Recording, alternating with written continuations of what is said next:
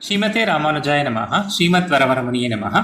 ஆண்டாள் அருளி செய்த திருப்பாவை 23ஆம் பாசுரத்தில் மாரிமலை முழைஞ்சில் மன்னி கிடந்துறங்கும் சீரிய சிங்கம் அறிவுற்று தீவிழித்து வேரிமயிர் பொங்க எப்பாடும் பேர்ந்துதறி மூறி நிமிர்ந்து முழங்கிப் புறப்பட்டு போதருமா போலே நீ பூவை பூவண்ணா உன் கோயில் நின்று இங்கனே போந்தருளி கோப்புடைய சீரிய சிங்காசனத்திருந்து யாம் வந்த காரியம் ஆராய்ந்தருள் ஏலோர் எம்பாவாய் என்று பாடுகிறாள்.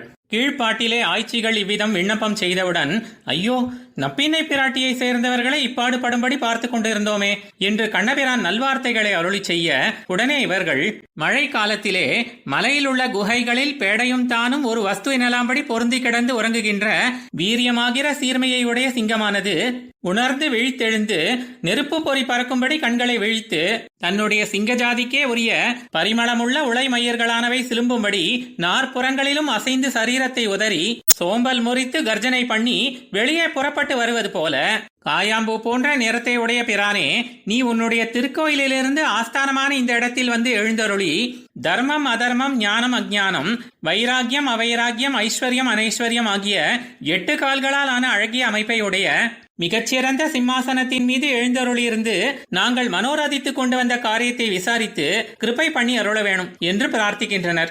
ஆழ்வார் எம்பெருமானார் ஜீயர் திருவடிகளே சரணம்.